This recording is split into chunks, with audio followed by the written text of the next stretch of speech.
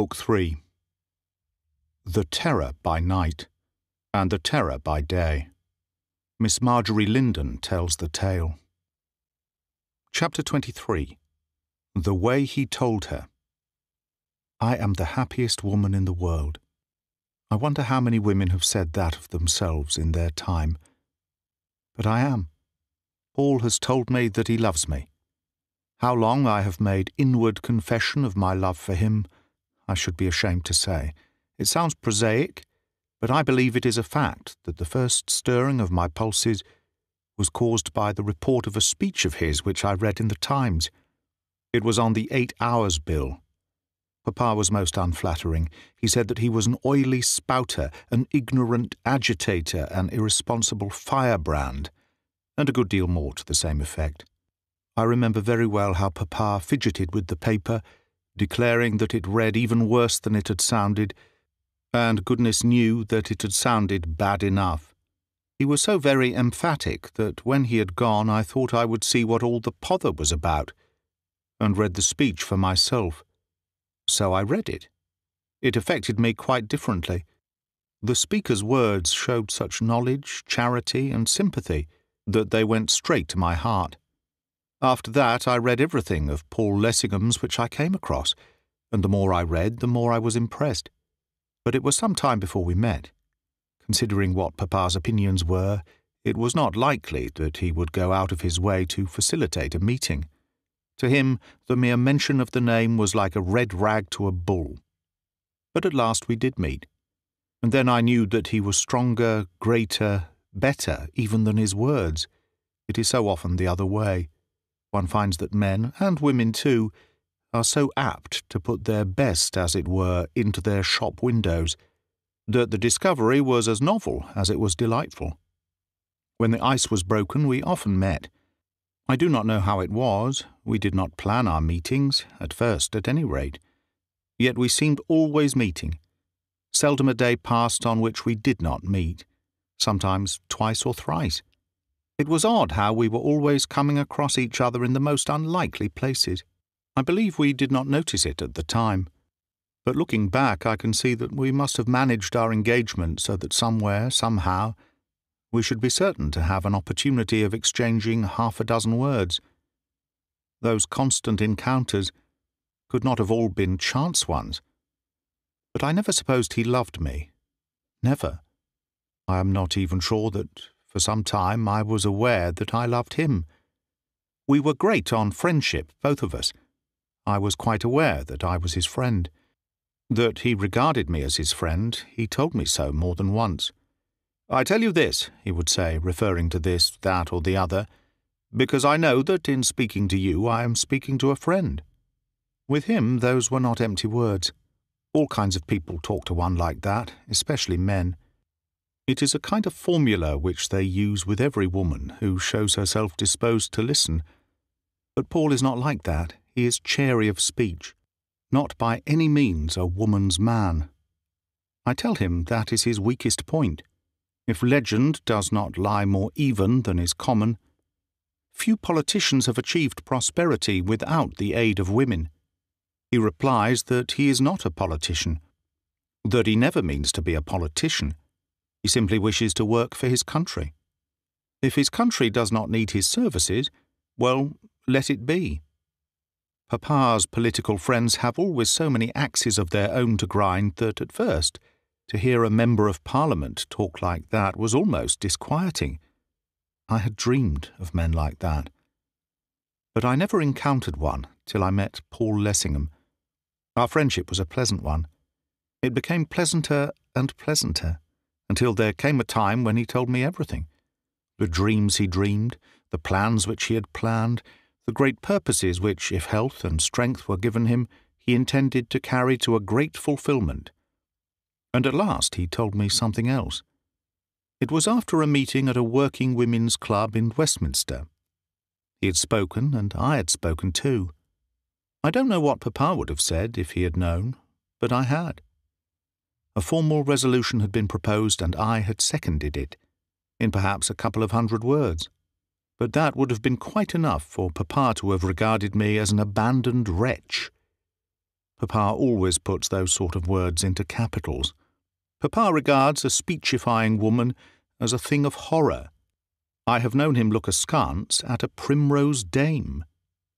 The night was fine.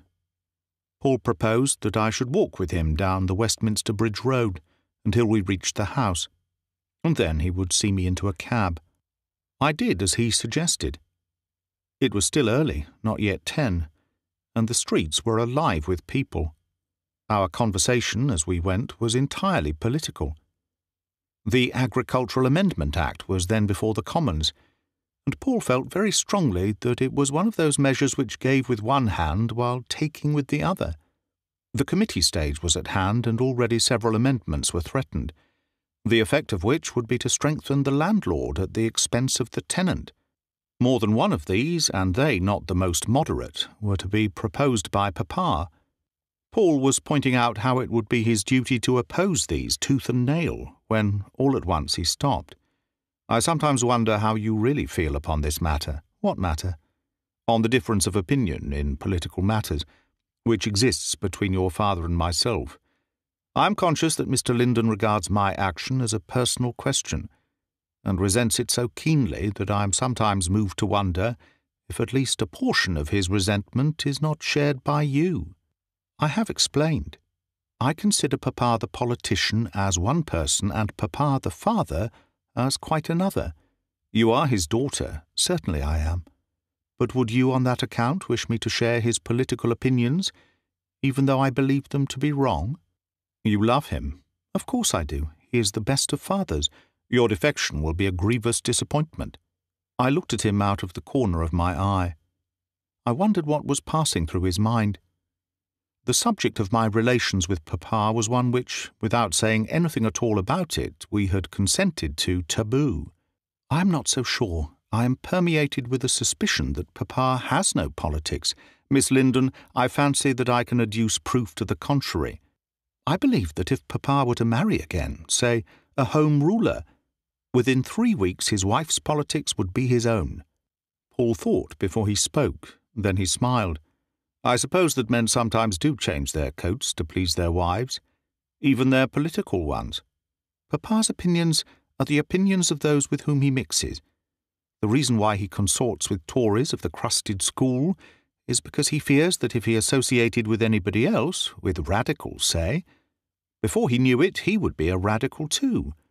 With him, association is synonymous with logic. Paul laughed outright. By this time we had reached Westminster Bridge. Standing, we looked down upon the river. A long line of lanterns was gliding mysteriously over the waters. It was a tug towing a string of barges. For some moments neither spoke.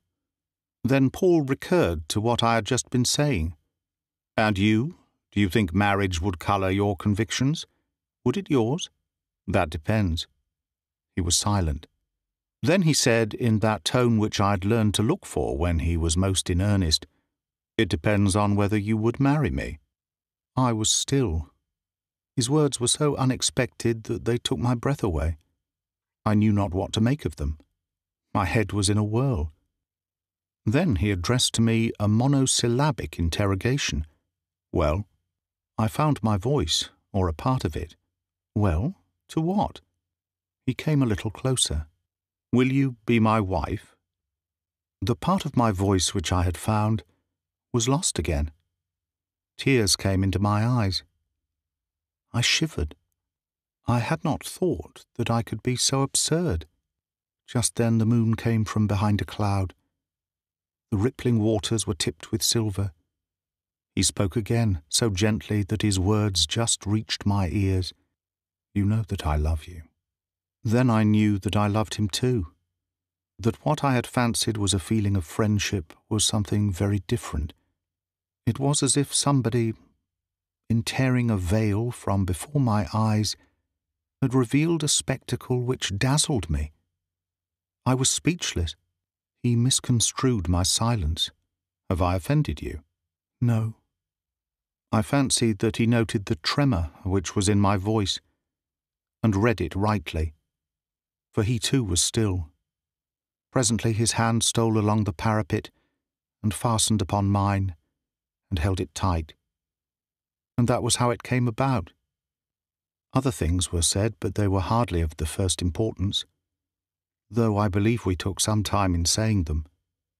Of myself I can say with truth that my heart was too full for copious speech. I was dumb with a great happiness, and I believe I can say the same of Paul. He told me as much when we were parting. It seemed that we had only just come there when Paul started. Turning, he stared up at Big Ben. Midnight? The house up? Impossible. But it was more than possible. It was fact. We had actually been on the bridge 2 hours, and it had not seemed 10 minutes. Never had I supposed that the flight of time could have been so entirely unnoticed. Paul was considerably taken aback. His legislative conscience pricked him. He excused himself in his own fashion.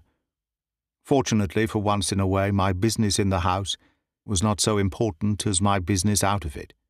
He had his arm through mine. We were standing face to face. "So you call this business?" He laughed. He not only saw me into a cab, but he saw me home in it.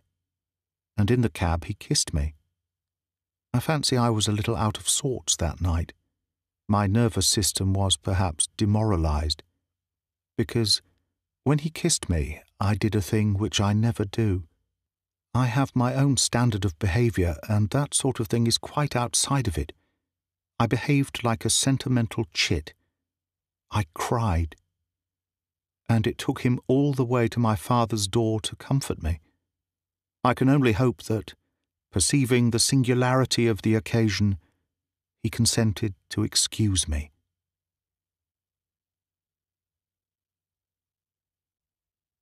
Chapter 24. A Woman's View. Sidney Atherton has asked me to be his wife. It is not only annoying, worse, it is absurd.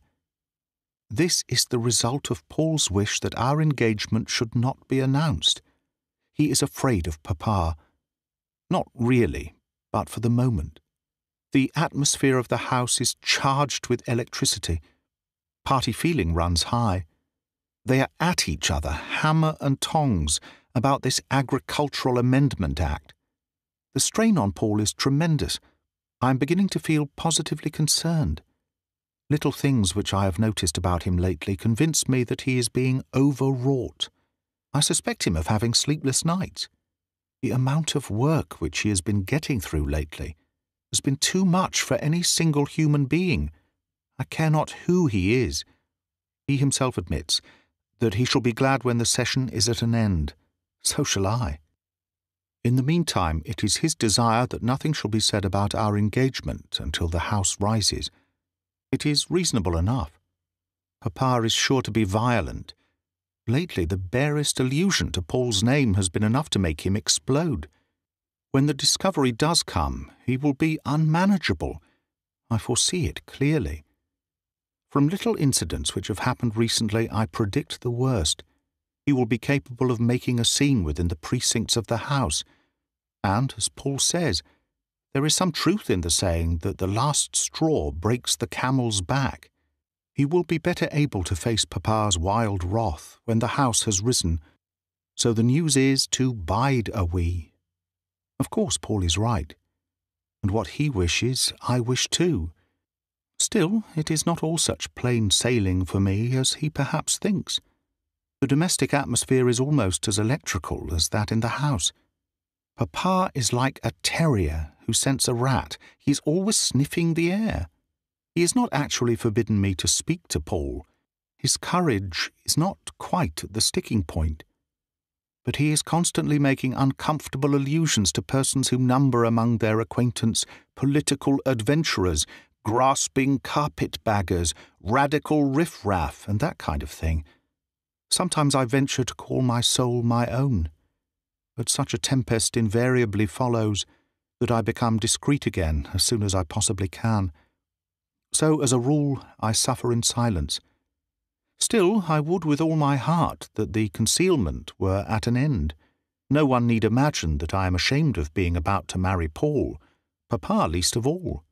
On the contrary, I am as proud of it as a woman can be.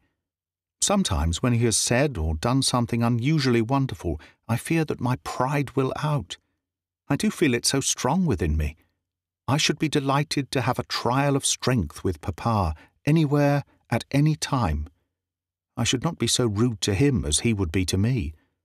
At the bottom of his heart, Papa knows that I am the more sensible of the two.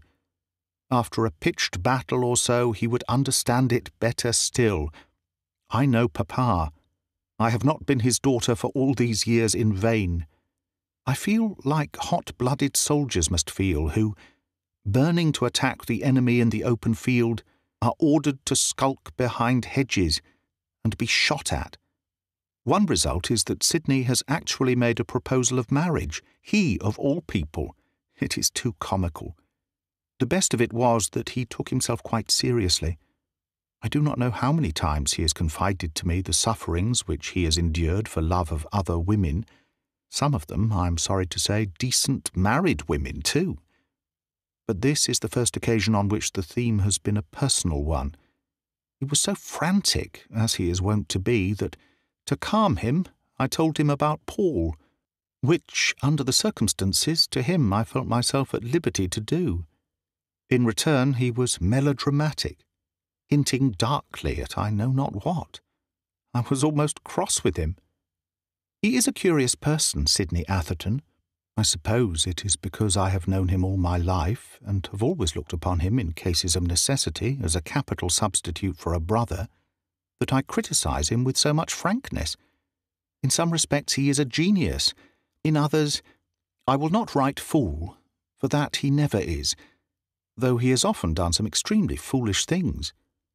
The fame of his inventions is in the mouths of all men, though the half of them has never been told. He is the most extraordinary mixture. The things which most people would like to have proclaimed in the street, he keeps tightly locked in his own bosom, while those which the same persons would be only too glad to conceal, he shouts from the roofs. A very famous man once told me that if Mr. Atherton chose to become a specialist, to take up one branch of inquiry and devote his life to it, his fame, before he died, would bridge the spheres. But sticking to one thing is not in Sidney's line at all. He prefers, like the bee, to roam from flower to flower. As for his being in love with me, it is ridiculous. He is as much in love with the moon. I cannot think what has put the idea into his head. Some girl must have been ill-using him, or he imagines that she has. The girl whom he ought to marry, and whom he ultimately will marry, is Dora Grayling. She is young, charming, immensely rich, and over head and ears in love with him. If she were not, then he would be over head and ears in love with her. I believe he is very near it as it is. Sometimes he is so very rude to her. It is a characteristic of Sidney's that he is apt to be rude to a girl whom he really likes. As for Dora, I suspect she dreams of him. He is tall, straight, very handsome, with a big moustache, and the most extraordinary eyes. I fancy that those eyes of his have as much to do with Dora's state as anything. I have heard it said that he possesses the hypnotic power to an unusual degree, and that, if he chose to exercise it, he might become a danger to society. I believe he has hypnotized Dora. He makes an excellent brother. I have gone to him many and many a time for help, and some excellent advice I have received. I dare say I shall consult him still. There are matters of which one would hardly dare to talk to Paul. In all things he is the great man. He could hardly condescend to chiffons. Now Sidney can and does. When he is in the mood, on the vital subject of trimmings, a woman could not appeal to a sounder authority. I tell him, if he had been a dressmaker, he would have been magnificent. I'm sure he would.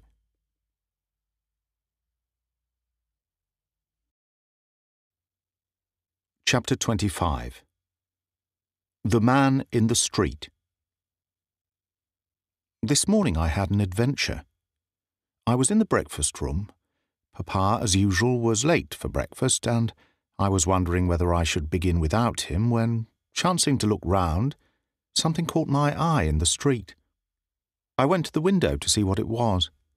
A small crowd of people was in the middle of the road, and they were all staring at something which apparently was lying on the ground. What it was I could not see. The butler happened to be in the room. I spoke to him. "Peter, what is the matter in the street? Go and see." He went and saw, and presently he returned. Peter is an excellent servant, but the fashion of his speech, even when conveying the most trivial information, is slightly sesquipedalian. He would have made a capital cabinet minister at question time. He wraps up the smallest petitions of meaning in the largest possible words. An unfortunate individual appears to have been the victim of a catastrophe. I am informed that he is dead. The constable asserts that he is drunk. Drunk? Dead? Do you mean that he is dead drunk? At this hour? He is either one or the other. I did not behold the individual myself. I derived my information from a bystander. That was not sufficiently explicit for me. I gave way to a seemingly quite causeless impulse of curiosity. I went out into the street just as I was, to see for myself. It was perhaps not the most sensible thing I could have done, and Papa would have been shocked. But I'm always shocking Papa. It had been raining in the night, and the shoes which I had on were not so well suited as they might have been for an encounter with the mud. I made my way to the point of interest. "What's the matter?" I asked. A workman with a bag of tools over his shoulder answered me. "There's something wrong with someone. Policeman says he's drunk, but he looks to me as if he was something worse." "Will you let me pass, please?" When they saw I was a woman, they permitted me to reach the centre of the crowd. A man was lying on his back in the grease and dirt of the road. He was so plastered with mud that it was difficult at first to be sure that he really was a man. His head and feet were bare. His body was partially covered by a long, ragged cloak. It was obvious that that one wretched, dirt-stained, sopping-wet rag was all the clothing he had on. A huge constable was holding his shoulders in his hands, and was regarding him as if he could not make him out at all. He seemed uncertain as to whether it was or was not a case of shamming. He spoke to him as if he had been some refractory child. "Come, my lad, this won't do. Wake up. What's the matter?" But he neither woke up nor explained what was the matter. I took hold of his hand. It was icy cold. Apparently the wrist was pulseless. Clearly this was no ordinary case of drunkenness. "There is something seriously wrong, officer. Medical assistance ought to be had at once." "Do you think he's in a fit, miss?" "That a doctor should be able to tell you better than I can. There seems to be no pulse. I should not be surprised to find that he was—" The word dead was actually on my lips when the stranger saved me from making a glaring exposure of my ignorance by snatching his wrist away from me and sitting up in the mud. He held out his hands in front of me, opened his eyes, and exclaimed in a loud but painfully raucous tone of voice, as if he was suffering from a very bad cold, "Paul Lessingham!" I was so surprised that I all but sat down in the mud. To hear Paul, my Paul, apostrophized by an individual of his appearance in that fashion was something which I had not expected. Directly the words were uttered, he closed his eyes again, sank backward, and seemingly relapsed into unconsciousness. The constable gripping him by the shoulder, just in time to prevent him banging the back of his head against the road. The officer shook him, scarcely gently. "Now, my lad, it's plain that you're not dead. What's the meaning of this? Move yourself." Looking round, I found that Peter was close behind. Apparently he had been struck by the singularity of his mistress' behaviour, and had followed to see that it did not meet with the reward which it deserved. I spoke to him. "Peter, let someone go at once for Dr. Coates. Dr. Coates lives just round the corner, and since it was evident that the man's lapse into consciousness had made the policeman sceptical as to his case being so serious as it seemed, I thought it might be advisable that a competent opinion should be obtained without delay. Peter was starting, when again the stranger returned to consciousness. That is, if it really was consciousness, as to which I was more than a little in doubt. He repeated his previous pantomime, sat up in the mud, stretched out his arms, opened his eyes unnaturally wide, and yet they appeared unseeing. A sort of convulsion went all over him, and he shrieked. It really amounted to shrieking, as a man might shriek who was in mortal terror. "Be warned, Paul Lessingham! Be warned!" For my part, that settled it. There was a mystery here which needed to be unravelled. Twice had he called upon Paul's name, and in the strangest fashion. It was for me to learn the why and the wherefore, to ascertain what connection there was between this lifeless creature and Paul Lessingham. Providence might have cast him there before my door. I might be entertaining an angel unawares. My mind was made up on the instant. "Peter, hasten for Dr. Coates." Peter passed the word, and immediately a footman started running as fast as his legs would carry him. "Officer, I will have this man taken into my father's house. Will some of you men help to carry him?" There were volunteers enough, and to spare. I spoke to Peter in the hall. "Is Papa down yet?" "Mr. Linden has sent down to say that you will please not wait for him for breakfast.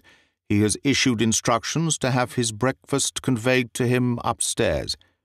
"That's all right." I nodded towards the poor wretch who was being carried through the hall. "You will say nothing to him about this unless he particularly asks. You understand?" Peter bowed. "He is discretion itself. He knows I have my vagaries, and it is not his fault if the savour of them travels to Papa." The doctor was in the house almost as soon as the stranger. "Wants washing," he remarked directly he saw him, and that was certainly true. I never saw a man who stood more obviously in need of the good offices of soap and water. Then he went through the usual medical formula, I watching all the while. So far as I could see, the man showed not the slightest sign of life. "Is he dead?" "He will be soon, if he doesn't have something to eat. The fellow's starving." The doctor asked the policeman what he knew of him. The sagacious officer's reply was vague. A boy had run up to him crying that a man was lying dead in the street. He had straightway followed the boy and discovered the stranger. That was all he knew. "What is the matter with the man?" I inquired of the doctor when the constable had gone. "Don't know. It may be catalepsy, and it mayn't. When I do know, you may ask again." Dr. Coates's manner was a trifle brusque, particularly, I believe, to me. I remember that once he threatened to box my ears. When I was a small child, I used to think nothing of boxing his. Realizing that no satisfaction was to be got out of a speechless man, particularly as regards his mysterious references to Paul, I went upstairs. I found that Papa was under the impression that he was suffering from a severe attack of gout, but as he was eating a capital breakfast, and apparently enjoying it while I was still fasting, I ventured to hope that the matter was not so serious as he feared. I mentioned nothing to him about the person whom I had found in the street, lest it should aggravate his gout. When he is like that, the slightest thing does.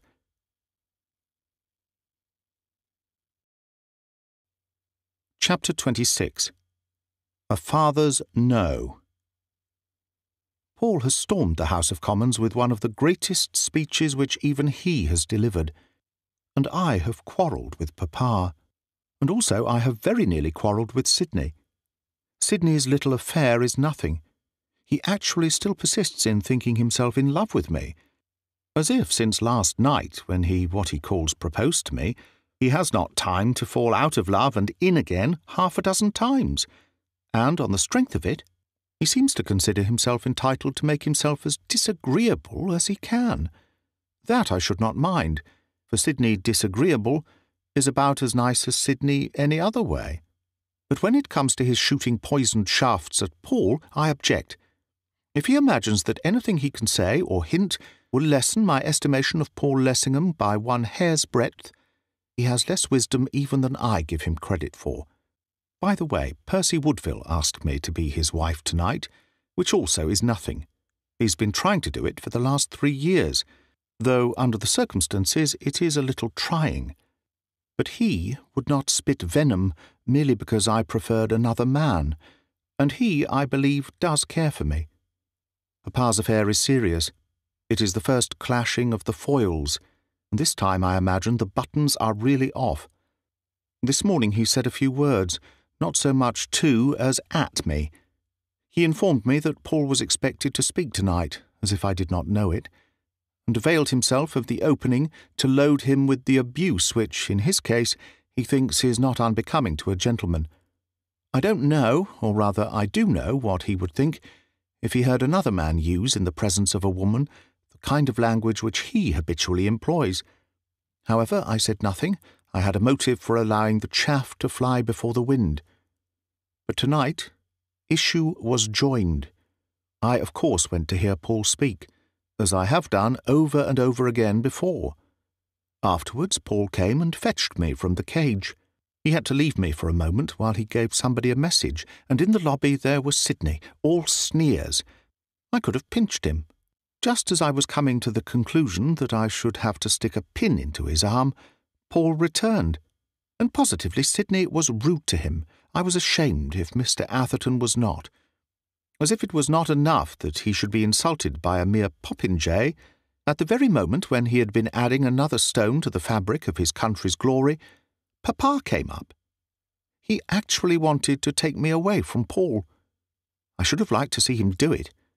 Of course, I went down with Paul to the carriage, leaving Papa to follow if he chose. He did not choose, but nonetheless he managed to be home within 3 minutes after I had myself returned. Then the battle began. It is impossible for me to give an idea of Papa in a rage. There may be men who look well when they lose their temper, but if there are, Pa is certainly not one. He is always talking about the magnificence and the high breeding of the Lindens. But anything less high-bred than the head of the Lindens in his moments of wrath, it would be hard to conceive. His language I will not attempt to portray, but his observations consisted mainly of abuse of Paul, glorifications of the Lindens, and orders to me. "I forbid you. I forbid you." When Papa wishes to be impressive, he repeats his own words 3 or 4 times over. I don't know if he imagines that they are improved by repetition. If he does, he is wrong. "I forbid you ever again to speak to that. Here followed language. I was silent. My cue was to keep cool. I believe that, with the exception perhaps of being a little white and exceedingly sorry that Papa should so forget himself, I was about the same as I generally am. "Do you hear me? Do you hear what I say? Do you hear me, miss?" "Yes, Papa, I hear you." Then promise me. Promise that you will do as I tell you. Mark my words, my girl, you shall promise before you leave this room." "My dear Papa, do you intend me to spend the remainder of my life in the drawing-room?" "Don't you be impertinent. Don't you speak to me like that. I won't have it." "I tell you what it is, Papa. If you don't take care, you'll have another attack of gout." "Damn gout." That was the most sensible thing he said.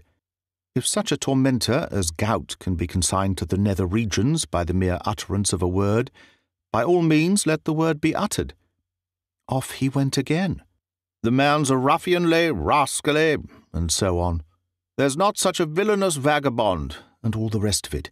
"And I order you. I'm a Linden, and I order you. I'm your father, and I order you. I order you never to speak to such a... Various vain repetitions. "Again, and I order you never to look at him." "Listen to me, Papa. I will promise you never to speak to Paul Lessingham again, if you will promise me never to speak to Lord Cantilever again, or to recognise him if you meet him in the street." You should have seen how Papa glared. Lord Cantilever is the head of his party, its august and, I presume, reverenced leader. He is Papa's particular fetish. I'm not sure that he does regard him as being any lower than the angels, but if he does, it is certainly something in decimals. My suggestion seemed as outrageous to him as his suggestion seemed to me. But it is Papa's misfortune that he can only see one side of a question, and that's his own. You dare to compare Lord Cantilever to that... I am not comparing them. I am not aware of there being anything in particular against Lord Cantilever that is against his character. But of course I should not dream of comparing a man of his calibre with one of real ability like Paul Lessingham. It would be to treat his lordship with too much severity. I could not help it, but that did it. The rest of Papa's conversation was a jumble of explosions. It was all so sad. Papa poured all the vials of his wrath upon Paul, to his own sore disfigurement. He threatened me with all the pains and penalties of the Inquisition if I did not immediately promise to hold no further communication with Mr. Lessingham. Of course I did nothing of the kind. He cursed me in default by bell, book, and candle, and by ever so many other things beside. He called me the most dreadful names, me, his only child. He warned me that I should find myself in prison before I had done. I'm not sure that he did not hint darkly at the gallows. Finally, he drove me from the room in a whirlwind of anathemas. Chapter 27. The Terror by Night. When I left Papa, or rather when Papa had driven me from him, I went straight to the man whom I had found in the street. It was late, and I was feeling both tired and worried, so that I only thought of seeing for myself how he was. In some way he seemed to be a link between Paul and myself, and as, at that moment, links of that kind were precious, I could not have gone to bed without learning something of his condition. The nurse received me at the door. "Well, nurse, how's the patient?" Nurse was a plump, motherly woman who had attended more than one odd protégé of mine, and whom I kept pretty constantly at my beck and call. She held out her hands. "It's hard to tell. He hasn't moved since I came." "Not moved? Is he still insensible?" "He seems to be in some sort of trance. He does not appear to breathe, and I can detect no pulsation, but the doctor says he's still alive. It's the queerest case I ever saw." I went farther into the room. Directly I did so, the man in the bed gave signs of life, which were sufficiently unmistakable. Nurse hastened to him. "Why," she exclaimed, "he's moving. He might have heard you enter." He not only might have done, but it seemed possible that that was what he actually had done. As I approached the bed, he raised himself to a sitting posture as in the morning he had done in the street, and he exclaimed, as if he addressed himself to someone whom he saw in front of him, I cannot describe the almost more than human agony which was in his voice, "Paul Lessingham, beware! The beetle!" What he meant I had not the slightest notion. Probably that was why what seemed more like a pronouncement of delirium than anything else had such an extraordinary effect upon my nerves. No sooner had he spoken than a sort of blank horror seemed to settle down upon my mind. I actually found myself trembling at the knees. I felt all at once as if I was standing in the immediate presence of something awful, yet unseen. As for the speaker, no sooner were the words out of his lips than, as was the case in the morning, he relapsed into a condition of trance. Nurse, bending over him, announced the fact. "He's gone off again. What an extraordinary thing. I suppose it is real." It was clear, from the tone of her voice, that she shared the doubt which had troubled the policeman. "There's not a trace of a pulse. From the look of things, he might be dead. Of one thing I'm sure, that there's something unnatural about the man. No natural illness I ever heard of takes hold of a man like this." Glancing up, she saw that there was something unusual in my face, an appearance which startled her. "Why, Miss Marjorie, what's the matter? You look quite ill." I felt ill, and worse than ill, but at the same time I was quite incapable of describing what I felt to Nurse. For some inscrutable reason, I had even lost the control of my tongue. I stammered. I'm not feeling very well, Nurse. I think I'll be better in bed." As I spoke, I staggered towards the door, conscious all the while that Nurse was staring at me with eyes wide open. When I got out of the room, it seemed in some incomprehensible fashion as if something had left it with me, and that it and I were alone together in the corridor. So overcome was I by the consciousness of its immediate propinquity that all at once I found myself cowering against the wall, as if I expected something or someone to strike me. How I reached the bedroom I do not know. I found Fanchette awaiting me. For the moment her presence was a positive comfort, until I realized the amazement with which she was regarding me. "Mademoiselle is not well?" "Thank you, Fanchette. I am rather tired. I will undress myself tonight. You can go to bed." "But if Mademoiselle is so tired, will she not permit me to assist her?" The suggestion was reasonable enough, and kindly too, for to say the least of it, she had as much cause for fatigue as I had. I hesitated. I should have liked to throw my arms about her neck and beg her not to leave me. But the plain truth is, I was ashamed. In my inner consciousness I was persuaded that the sense of terror which had suddenly come over me was so absolutely causeless that I could not bear the notion of playing the craven in my maid's eyes.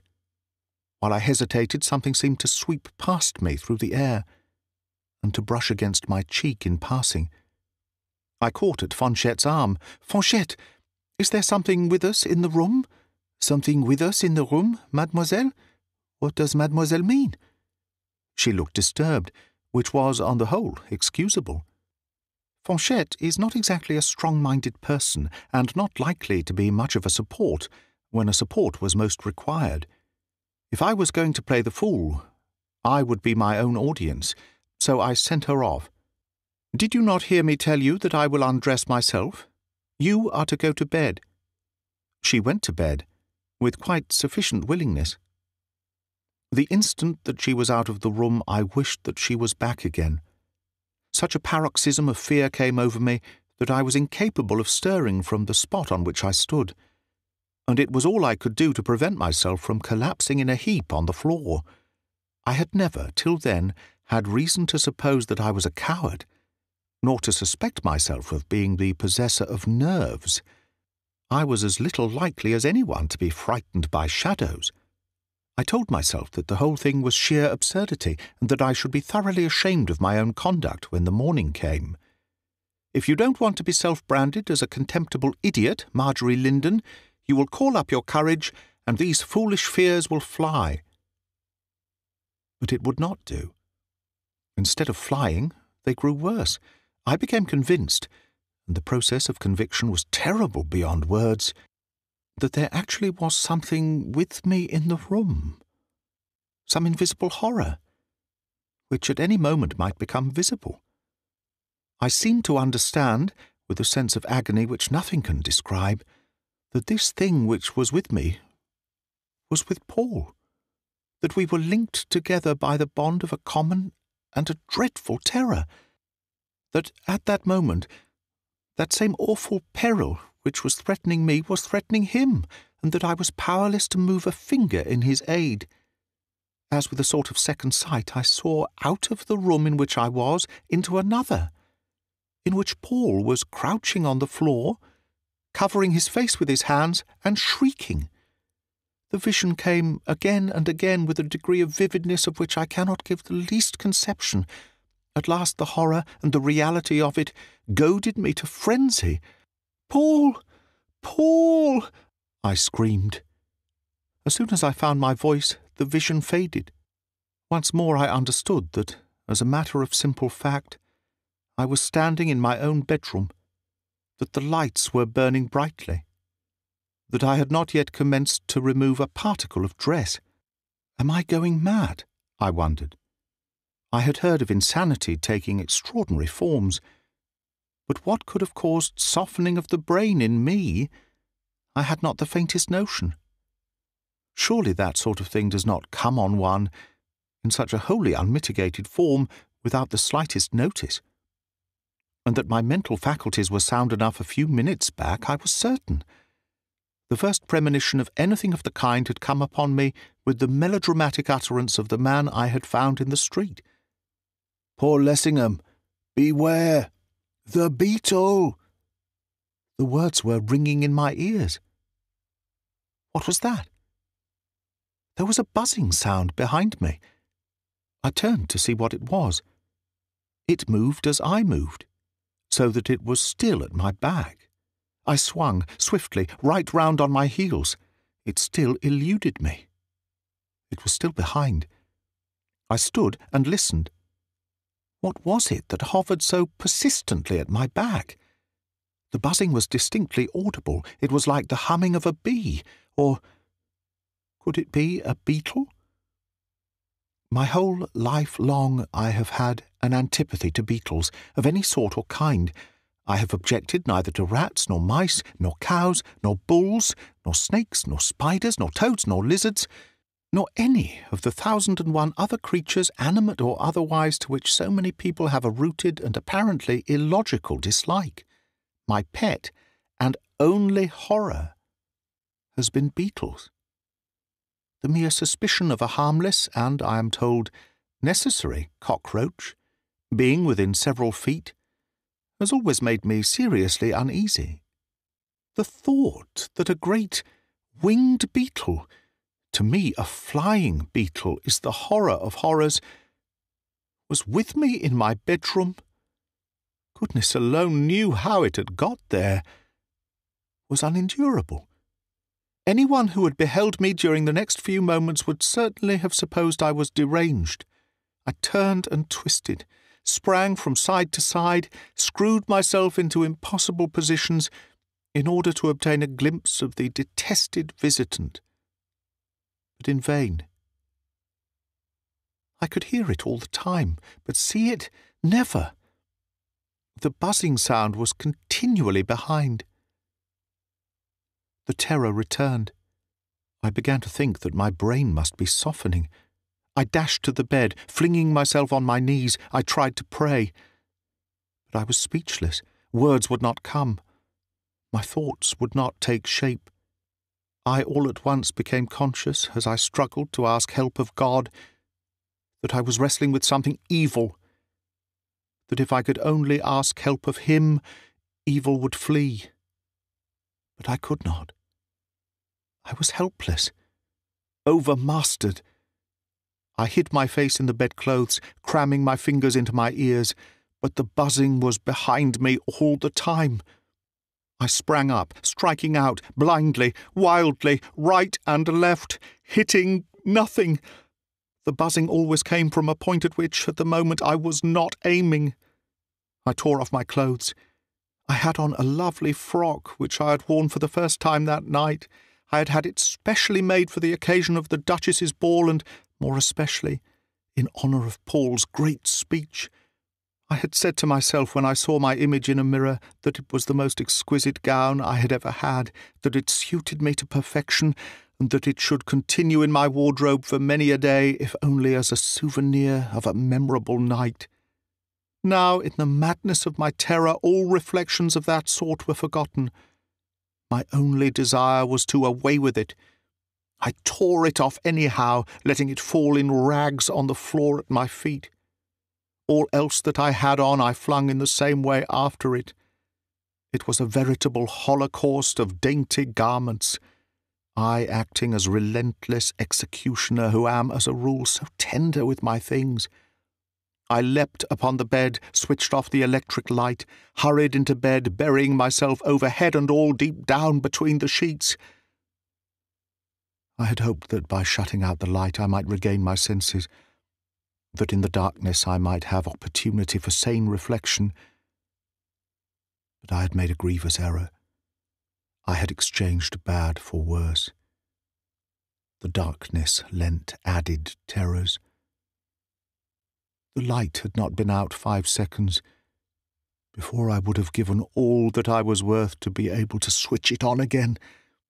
As I cowered beneath the bedclothes, I heard the buzzing sound above my head.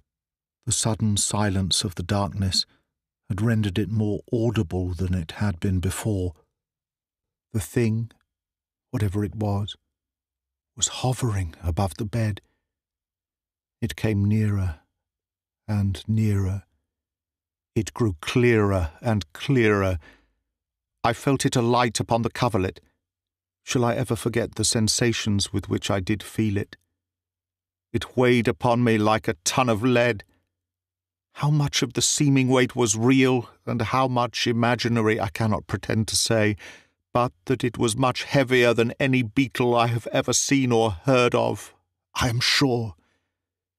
For a time it was still, and during that time I doubt if I even drew my breath. Then I felt it begin to move, in wobbling fashion, with awkward, ungainly gait, stopping every now and then as if for rest. I was conscious that it was progressing slowly, yet surely, towards the head of the bed.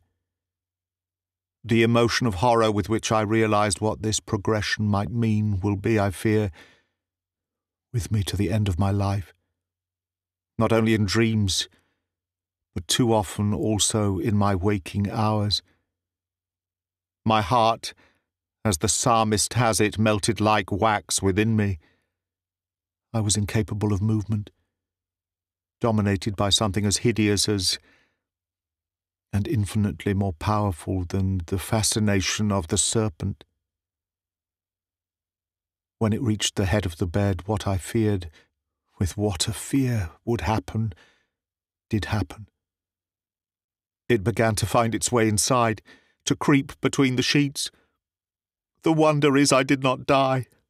I felt it coming nearer and nearer, inch by inch. I knew that it was upon me, that escape there was none. I felt something touch my hair. And then oblivion did come to my aid. For the first time in my life, I swooned.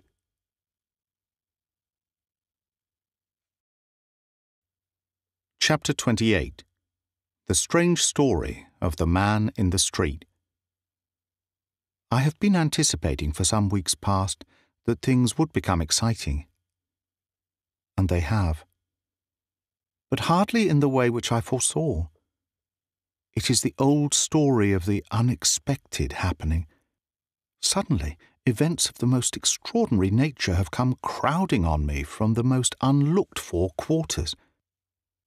Let me try to take them in something like their proper order. To begin with, Sidney has behaved very badly. So badly that it seems likely that I shall have to recast my whole conception of his character. It was nearly 9 o'clock this morning when I cannot say woke up, because I do not believe that I had really been asleep. But when I returned to consciousness, I found myself sitting up in bed, trembling like some frightened child. What had actually happened to me I did not know, could not guess. I was conscious of an overwhelming sense of nausea, and generally I was feeling very far from well. I endeavoured to arrange my thoughts, and to decide upon some plan of action. Finally, I decided to go for advice and help where I had so often gone before, to Sidney Atherton. I went to him. I told him the whole gruesome story. He could not help but see what a deep impress the events of the night had made on me. He heard me to the end with every appearance of sympathy. And then all at once I discovered that all the time Papa had been concealed behind a large screen which was in the room, listening to every word I had been uttering. That I was dumbfounded goes without saying. It was bad enough in Papa. But in Sidney it seemed, and it was, such treachery. He and I have told each other secrets all our lives. It has never entered my imagination, as he very well knows, to play him false in one jot or tittle. And I have always understood that, in this sort of matter, men pride themselves on their sense of honour being so much keener than women's. I told them some plain truths, and I fancied that I left them both feeling heartily ashamed of themselves. One result the experience had on me: it wound me up. It had on me the revivifying effect of a cold douche. I realized that mine was a situation in which I should have to help myself. When I returned home, I learned that the man whom I had found in the street was himself again, and was as conscious as he was ever likely to be. Burning with curiosity to learn the nature of the connection which existed between Paul and him, and what was the meaning of his oracular apostrophes, I merely paused to remove my hat before hastening into his apartment. When he saw me and heard who I was, The expressions of his gratitude were painful in their intensity. The tears streamed down his cheeks. He looked to me like a man who had very little life left in him. He looked weak and white and worn to a shadow. Probably he never had been robust, and it was only too plain that privation had robbed him of what little strength he had ever had. He was nothing else but skin and bone. Physical and mental debility was written large all over him. He was not bad-looking, in a milk-and-watery sort of way. He had pale blue eyes and very fair hair, and I dare say at one time had been a spruce enough clerk. It was difficult to guess his age. One ages so rapidly under the stress of misfortune, but I should have set him down as being about 40. His voice, though faint enough at first, was that of an educated man, and as he went on and gathered courage and became more and more in earnest, he spoke with a simple directness which was close akin to eloquence. It was a curious story which he had to tell. So curious, so astounding indeed, that by the time it was finished I was in such a state of mind that I could perceive no alternative but to forgive Sidney and, in spite of his recent and scandalous misbehaviour, again appeal to him for assistance. It seemed if the story told by the man whom I had found in the street was true, and incredible though it sounded, he spoke like a truthful man, that Paul was threatened by some dreadful and, to me, wholly incomprehensible danger, that it was a case in which even moments were precious, and I felt that, with the best will in the world, it was a position in which I could not move alone.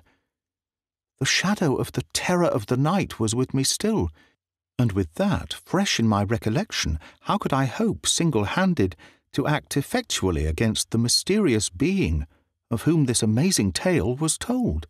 No, I believed that Sidney did care for me in his own peculiar way. I knew that he was quick and cool and fertile in resource, and that he showed to most advantage in a difficult situation. It was possible that he had a conscience of a sort, and that this time I might not appeal to it in vain. So I sent a servant off to fetch him, helter-skelter. As luck would have it, the servant returned with him within 5 minutes. It appeared that he had been lunching with Dora Grayling, who lives just at the end of the street, and the footman had met him coming down the steps. I had him shown into my own room. I want you to go to the man whom I found in the street and listen to what he has to say. With pleasure. Can I trust you? To listen to what he has to say? I believe so. Can I trust you to respect my confidence? He was not at all abashed. I never saw Sidney Atherton when he was abashed. Whatever the offence of which he has been guilty, he always seems completely at his ease. His eyes twinkled. You can. I will not breathe a syllable even to Papa. In that case, come. But you understand, I'm going to put to the test the affirmations which you have made during all these years, and to prove if you have any of the feeling for me which you pretend. Directly we were in the stranger's room, Sidney marched straight up to the bed, stared at the man who was lying in it, crammed his hands into his trouser pockets, and whistled. I was amazed. So, he exclaimed, it's you. Do you know this man? I asked. I'm hardly prepared to go so far as to say that I know him, but I chance to have a memory for faces, and it happens that I have met this gentleman on at least one previous occasion. Perhaps he remembers me, do you? The stranger seemed uneasy, as if he found Sidney's tone and manner disconcerting. I do. You're the man in the street. Precisely. I am that individual, and you are the man who came through the window, and in a much more comfortable condition you appear to be than when first I saw you. Sidney turned to me. It is just possible, Miss Linden, that I may have a few remarks to make to this gentleman, which would be better made in private, if you don't mind. But I do mind. I mind very much. What do you suppose I sent for you here for? Sidney smiled that absurd, provoking smile of his, as if the occasion were not sufficiently serious. To show you that you still repose in me a vestige of your confidence. Don't talk nonsense.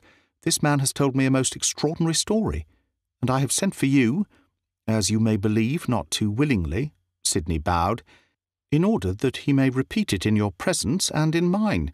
Is that so? Well, permit me to offer you a chair. This tale may turn out to be a trifle long. To humour him, I accepted the chair he offered, though I should have preferred to stand. He seated himself on the side of the bed, fixing on the stranger those keen, quizzical, not too merciful eyes of his. "Well, sir, we are at your service, if you will be so good as to favour us with a second edition of that pleasant yarn you have been spinning, but let us begin at the right end. What's your name?" "My name is Robert Holt." "That's so. Then, Mr. Robert Holt, let her go." Thus encouraged, Mr. Holt repeated the tale which he had told me, only in a more connected fashion than before. I fancy that Sidney's glances exercised on him a sort of hypnotic effect, and this kept him to the point. He scarcely needed a word of prompting from the first syllable to the last. He told how tired, wet, hungry, desperate, despairing, he had been refused admittance to the casual ward, that unfailing resource, as one would have supposed, of those who had abandoned even hope. How he had come upon an open window in an apparently empty house, and, thinking of nothing but shelter from the inclement night, he had clambered through it. How he had found himself in the presence of an extraordinary being who, in his debilitated and nervous state, had seemed to him to be only half human. How this dreadful creature had given utterance to wild sentiments of hatred towards Paul Lessingham, my Paul. How he had taken advantage of Holt's enfeebled state to gain over him the most complete, horrible, and indeed almost incredible ascendancy. How he actually had sent Holt, practically naked, into the storm-driven streets, to commit burglary at Paul's house, and how he, Holt, had actually gone without being able to offer even a shadow of opposition. How Paul, suddenly returning home, had come upon Holt engaged in the very act of committing burglary, and how, on his hearing Holt make a cabalistic reference to some mysterious beetle, the manhood had gone out of him, and he had suffered the intruder to make good his escape, without an effort to detain him. The story had seemed sufficiently astonishing the first time. It seemed still more astonishing the second. But as I watched Sidney listening, what struck me chiefly was the conviction that he had heard it all before. I charged him with it directly Holt had finished. "This is not the first time you have been told this tale." "Pardon me, but it is. Do you suppose I live in an atmosphere of fairy tales?" Something in his manner made me feel sure he was deceiving me. "Sidney, don't tell me a story. Paul has told you." "I am not telling you a story, at least on this occasion. And Mr. Lessingham has not told me. Suppose we postpone these details to a little later, and perhaps in the interim you will permit me to put a question or two to Mr. Holt." I let him have his way, though I knew he was concealing something from me, that he had a more intimate acquaintance with Mr. Holt's strange tale than he chose to confess, and for some cause his reticence annoyed me. He looked at Mr. Holt in silence for a second or two. Then he said, with the quizzical little air of bland impertinence which is peculiarly his own, "I presume, Mr. Holt, you have been entertaining us with a novelty in fables, and that we are not expected to believe this pleasant little yarn of yours. I expect nothing, but I've told you the truth, and you know it." This seemed to take Sidney aback. "I protest that, like Miss Linden, you credit me with a more extensive knowledge than I possess. However, we will let that pass. I take it that you paid particular attention to this mysterious habitant of this mysterious dwelling." I saw that Mr. Holt shuddered. "I am not likely ever to forget him." "Then in that case you will be able to describe him to us. To do so adequately would be beyond my powers, but I will do my best." If the original was more remarkable than the description which he gave of him, then he must have been remarkable indeed. The impression conveyed to my mind was rather of a monster than a human being. I watched Sidney attentively as he followed Mr. Holt's somewhat lurid language, and there was something in his demeanour which made me more and more persuaded that he was more behind the scenes in this strange business than he pretended, or than the speaker suspected. He put a question which seemed uncalled for by anything which Mr. Holt had said. "You are sure this thing of beauty was a man?" "No, sir. That is exactly what I am not sure." There was a note in Sidney's voice which suggested that he had received precisely the answer which he had expected. "Did you think it was a woman?" "I did think so, more than once, though I can hardly explain what made me think so. There was certainly nothing womanly about the face." He paused as if to reflect, then added, "I suppose it was a question of instinct." "I see, just so. It occurs to me, Mr. Holt, that you are rather strong on questions of instinct." Sidney got off the bed. He stretched himself as if fatigued, which is a way he has. "I will not do you the injustice to hint that I do not believe a word of your charming and simple narrative. On the contrary, I will demonstrate my perfect credence by remarking that I have not the slightest doubt that you will be able to point out to me, for my particular satisfaction, the delightful residence on which the whole is founded." Mr. Holt coloured. Sidney's tone could scarcely have been more significant. "You must remember, sir, that it was a dark night, that I had never been in that neighbourhood before, and that I was not in a condition to pay much attention to locality, all of which is granted, but how far was it from Hammersmith Workhouse? Possibly under half a mile? Then in that case surely you can remember which turning you took on leaving Hammersmith Workhouse. I suppose there are not many turnings you could have taken." "I think I could remember." "Then you shall have an opportunity to try. It isn't a very far cry to Hammersmith. Don't you think you are well enough to drive there now, just you and I together in a cab?" "I should say so. I wished to get up this morning. It is by the doctor's orders I have stayed in bed." "Then for once in a while the doctor's orders shall be ignored. I prescribe fresh air." Sidney turned to me. "Since Mr. Holt's wardrobe seems rather to seek, don't you think a suit of one of the men might fit him, if Mr. Holt wouldn't mind making shift for the moment? Then by the time you've finished dressing, Mr. Holt, I shall be ready." While they were ascertaining which suit of clothes would be best adapted to his figure, I went with Sidney to my room. So soon as we were in, I let him know that this was not a matter in which I intended to be trifled with. "Of course you understand, Sidney, that I am coming with you." He pretended not to know what I meant. "Coming with me? I'm delighted to hear it. But where?" "To the house of which Mr. Holt has been speaking."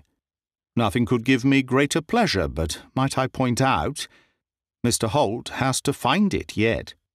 "I will come to help you to help him find it." Sidney laughed, but I could see he did not altogether relish the suggestion. "3 in a hansom?" "There is such a thing as a 4-wheeled cab. Or I could order a carriage if you'd like one." Sidney looked at me out of the corners of his eyes, then began to walk up and down the room with his hands in his trouser pockets. Presently he began to talk nonsense. "I need not say with what a sensation of joy I should anticipate the delights of a drive with you, even in a 4-wheeled cab.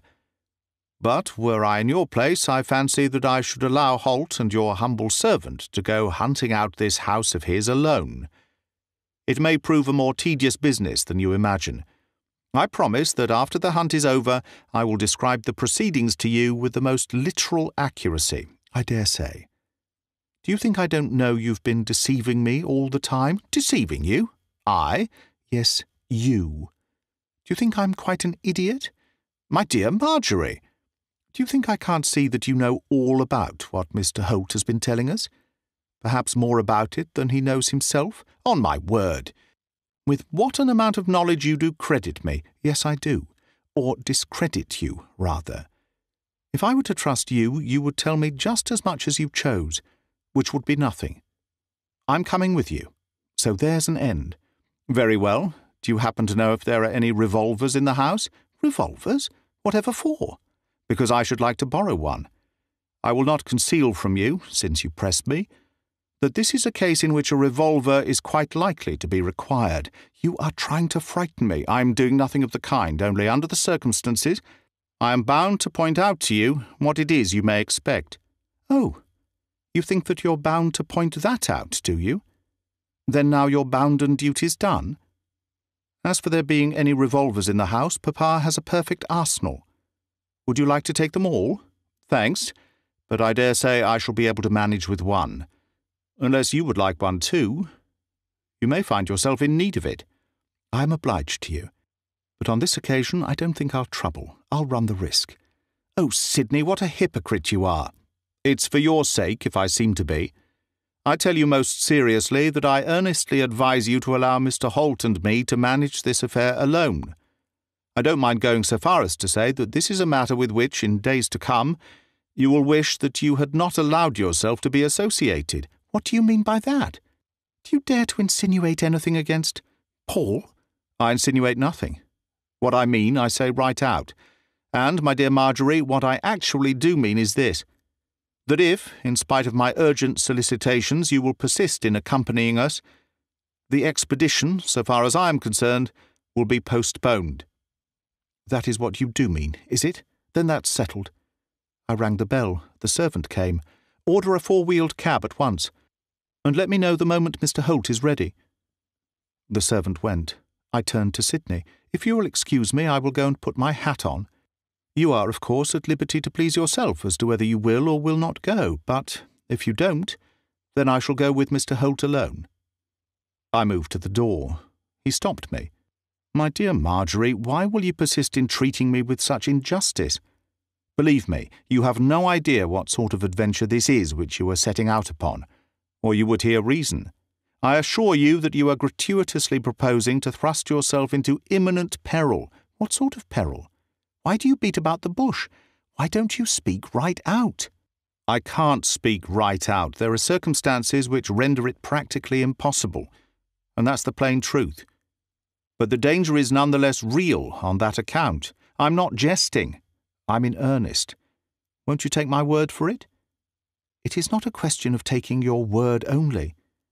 It is a question of something else beside. I have not forgotten my adventures of last night, and Mr. Holt's story is mysterious enough in itself. But there is something more mysterious still at the back of it, something which you appear to suggest points unpleasantly at Paul. My duty is clear, and nothing you can say will turn me from it. Paul, as you are very well aware, is already overweighted with affairs of state, pretty nearly borne down by them. Or I would take the tale to him, and he would talk to you after a fashion of his own.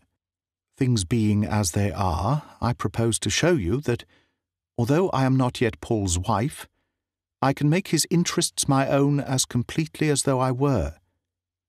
I can therefore only repeat that it is for you to decide what you intend to do. But if you prefer to stay, I shall go with Mr. Holt alone. Understand that when the time for regret comes, as it will come, you are not to blame me for having done what I advised you not to do. My dear Mr. Atherton, I will undertake to do my utmost to guard your spotless reputation. I should be sorry that anyone should hold you responsible for anything I either said or did. Very well. Your blood be on your own head. My blood? Yes, your blood.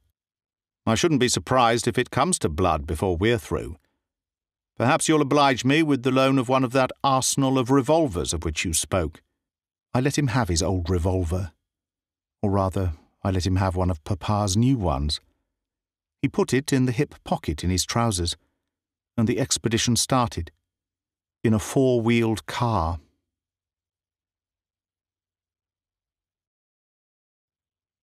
Chapter 29. The house on the road from the workhouse. Mr. Holt looked as if he was in somebody else's garments. He was so thin and worn and wasted that the suit of clothes which one of the men had lent him hung upon him as on a scarecrow. I was almost ashamed of myself for having incurred a share of the responsibility of taking him out of bed. He seemed so weak and bloodless that I should not have been surprised if he had fainted on the road. I had taken care that he should eat as much as he could eat before we started. The suggestion of starvation which he had conveyed to one's mind was dreadful. and I had brought a flask of brandy in case of accidents, but in spite of everything, I could not conceal from myself that he would be more at home in a sick bed than in a jolting cab. It was not a cheerful drive. There was in Sidney's manner towards me an air of protection which I instinctively resented. He appeared to be regarding me as a careful and anxious nurse might regard a wrong-headed and disobedient child. Conversation distinctly languished. Since Sidney seemed disposed to patronize me, I was bent on snubbing him. The result was that the majority of the remarks which were uttered were addressed to Mr. Holt. The cab stopped, after what had appeared to me to be an interminable journey. I was rejoiced at the prospect of its being at an end. Sidney put his head out of the window. A short parley with the driver ensued. "This is Hammersmith Workhouse. It's a large place, sir. Which part of it might you be wanting?" Sidney appealed to Mr. Holt. He put his head out of the window in his turn. He did not seem to recognize our surroundings at all. "We have come a different way. This is not the way I went. I went through Hammersmith, and to the casual ward. I don't see that here." Sidney spoke to the cabman. "Driver, where's the casual ward?" "That's the other end, sir." "Then take us there." He took us there. Then Sidney appealed again to Mr. Holt. "Shall I dismiss the cabman, or don't you feel equal to walking?" "Thank you, I feel quite equal to walking. I think the exercise will do me good." So the cabman was dismissed, a step which we, and I in particular, had subsequent cause to regret. Mr. Holt took his bearings. He pointed to a door which was just in front of us. "That's the entrance to the casual ward, and that, over it, is the window through which the other man threw a stone. I went to the right, back the way I had come." We went to the right. "I reached this corner." We had reached a corner. Mr. Holt looked about him, endeavouring to recall the way he had gone. A good many roads appeared to converge at that point, so that he might have wandered in either of several directions. Presently he arrived at something like a decision. "I think this is the way I went. I'm nearly sure it is." He led the way with something of an air of dubitation, and we followed. The road he had chosen seemed to lead to nothing and nowhere. We had not gone many yards from the workhouse gates before we were confronted by something like chaos. In front and on either side of us were large spaces of waste land. At some more or less remote period, attempts appeared to have been made at brick-making.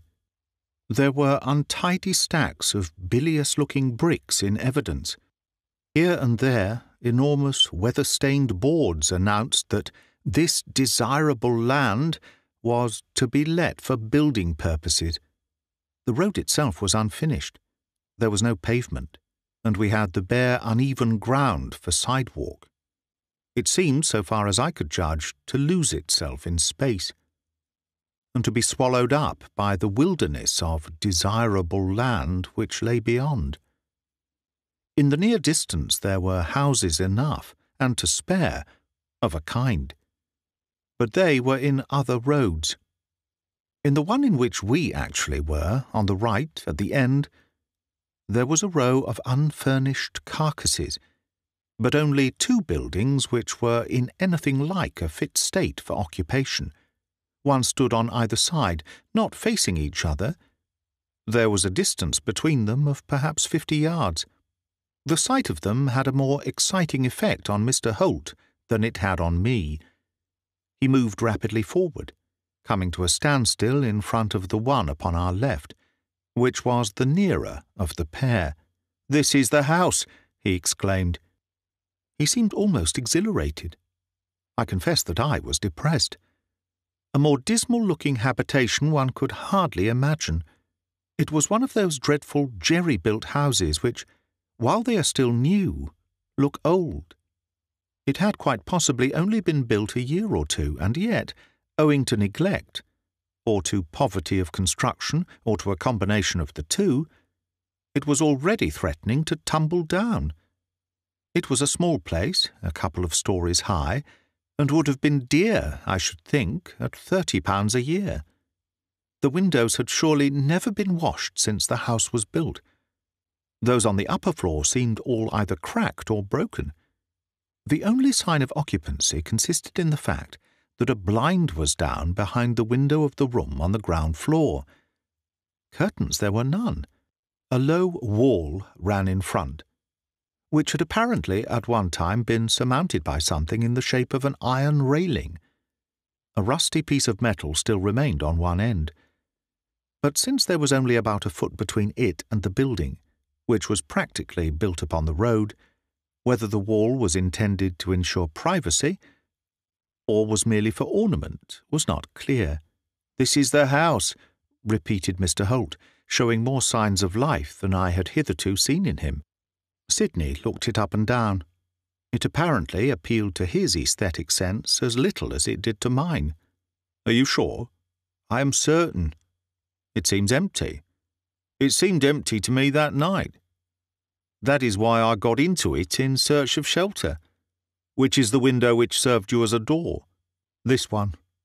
Mr. Holt pointed to the window on the ground floor, the one which was screened by a blind. "There was no sign of a blind when I first saw it, and the sash was up. It was that which caught my eye." Once more Sidney surveyed the place in comprehensive fashion, from roof to basement. Then he scrutinizingly regarded Mr. Holt. "You are quite sure this is the house?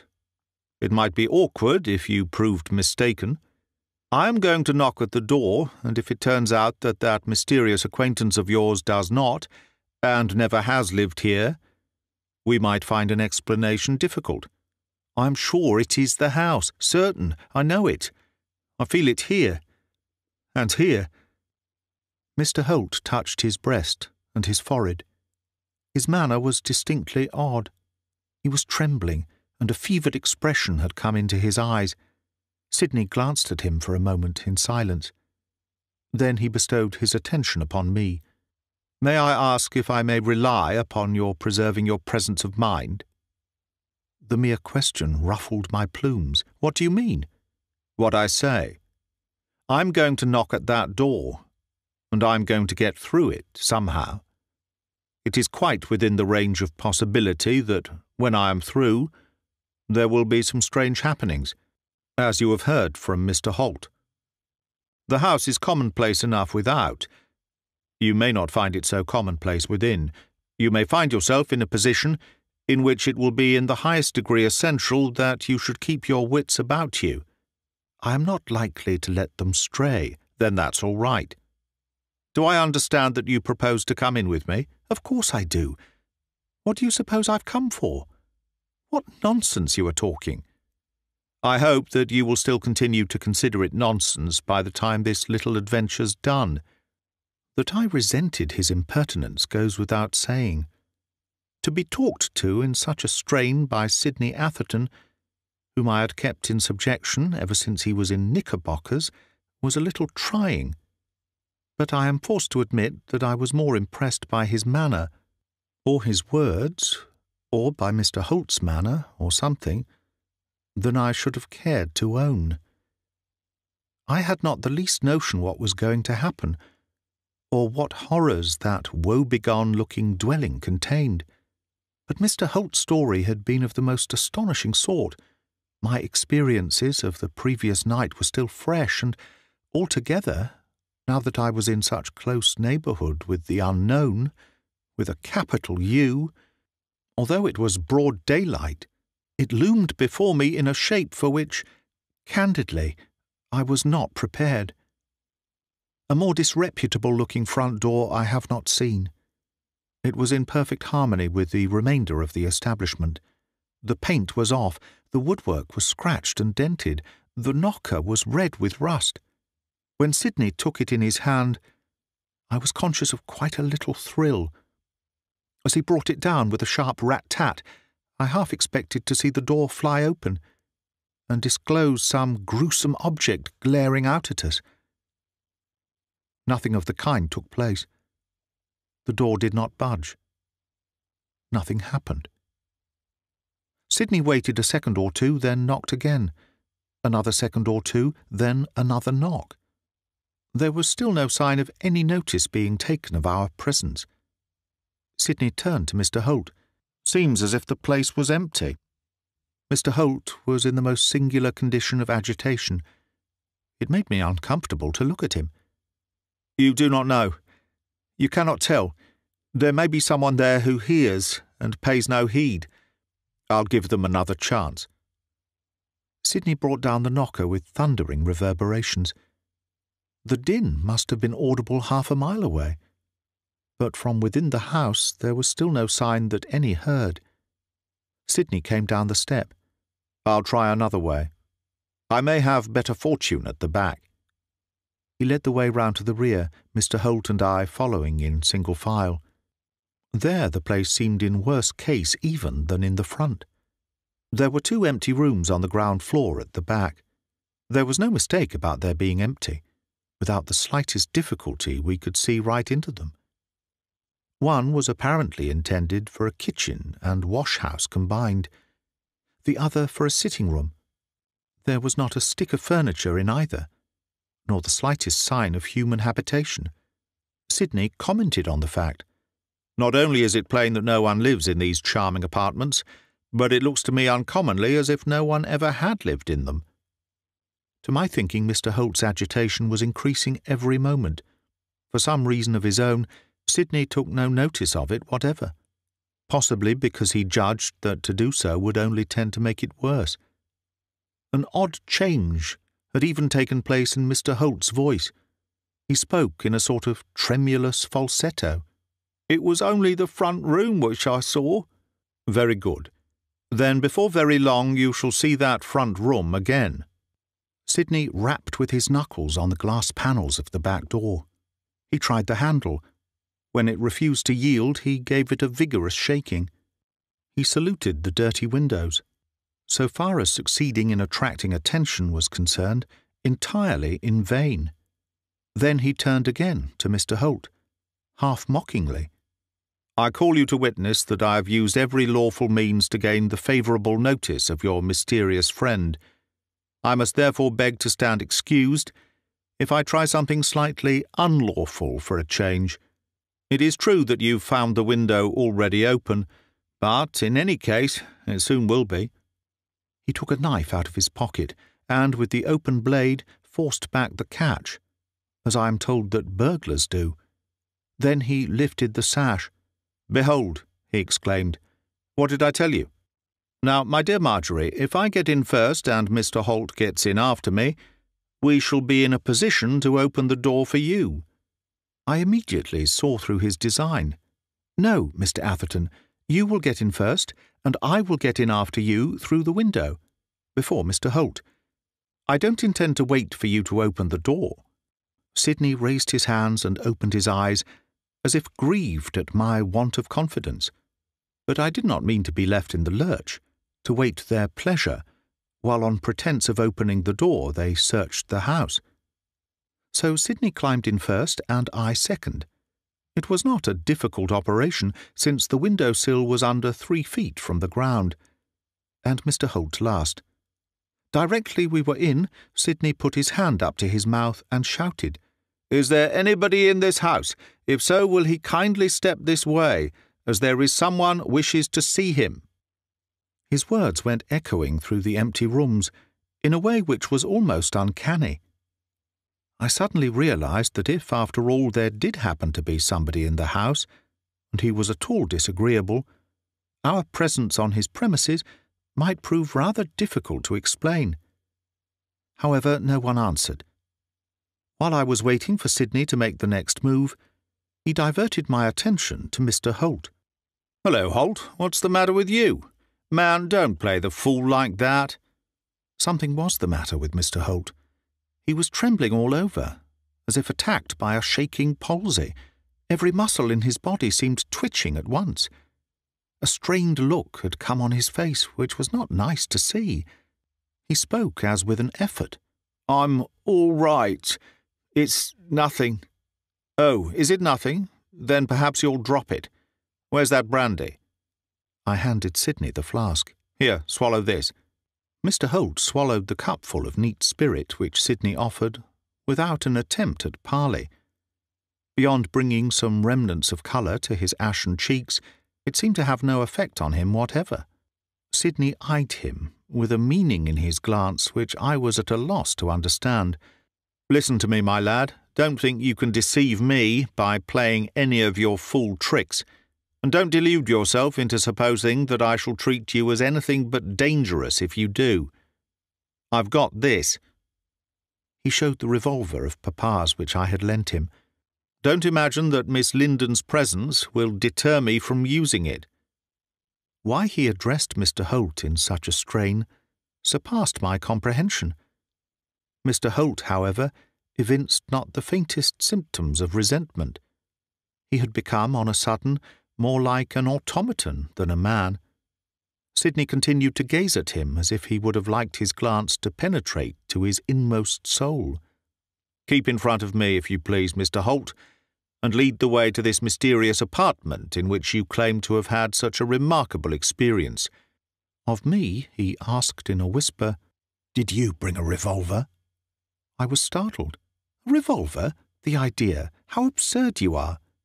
Sidney said something which was so rude and so uncalled for that it was worthy of Papa in his most violent moments. "I'd sooner be absurd than a fool in petticoats." I was so angry that I did not know what to say. And before I could say it, he went on, "Keep your eyes and ears well open. Be surprised at nothing you see or hear. Stick close to me. And for goodness' sake remain mistress of as many of your senses as you conveniently can." I had not the least idea what was the meaning of it all. To me there seemed nothing to make such a pother about, and yet I was conscious of a fluttering of the heart, as if there soon might be something. I knew Sidney sufficiently well to be aware that he was one of the last men in the world to make a fuss without reason, and that he was as little likely to suppose that there was a reason when, as a matter of fact, there was none. Mr. Holt led the way, as Sidney desired, or rather commanded, to the door of the room, which was in the front of the house. The door was closed.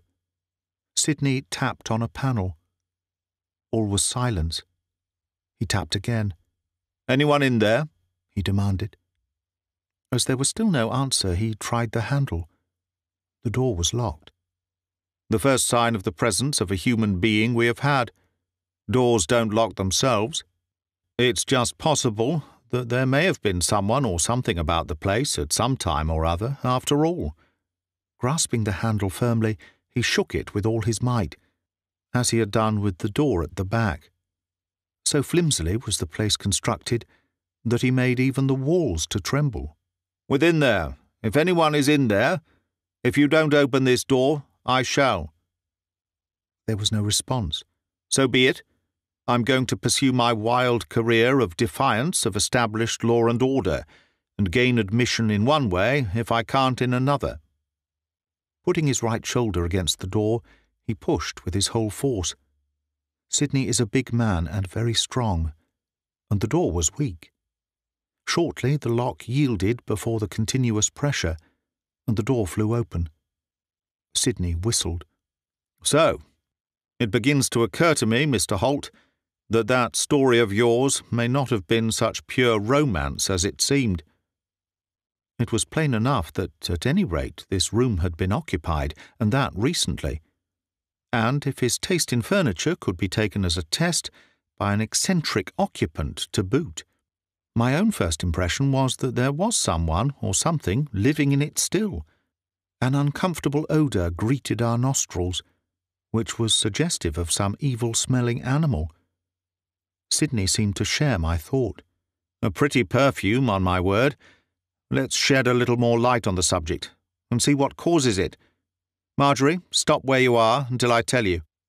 I had noticed nothing from without peculiar about the appearance of the blind which screened the window, but it must have been made of some unusually thick material, for within the room was strangely dark.